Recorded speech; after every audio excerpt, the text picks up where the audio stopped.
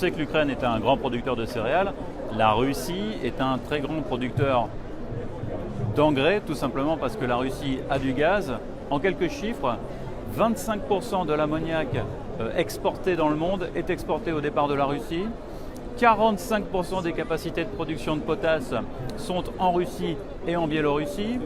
Je pourrais dire aussi que 25% des exports d'engrais composés NPK se font au départ de la Russie. Donc l'impact de la crise actuelle est évident sur la disponibilité future de ces matières en fonction des sanctions, en fonction de l'évolution de la crise. On est en train de le regarder bien sûr, mais on s'attend bien sûr à des difficultés. Alors pas forcément sur la campagne qui est en cours. Pourquoi? Parce que les niveaux de couverture sont très très bons. Le marché français en azote, il est couvert aujourd'hui à 80-85%. Nous avons des usines qui ont du produit, nous avons des usines qui tournent. Donc je n'ai pas d'inquiétude à très court terme. En revanche, je sais qu'il va falloir qu'on travaille, qu'on bâtisse une campagne 2023-2024 sur de nouvelles bases.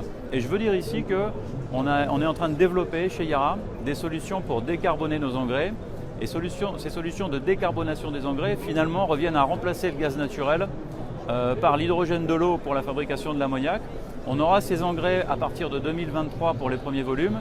Et pour lier peut-être aussi avec la question des attentes politiques, je dirais que je pense qu'il est très important d'accélérer les feuilles de route d'électrolyse, de production d'hydrogène.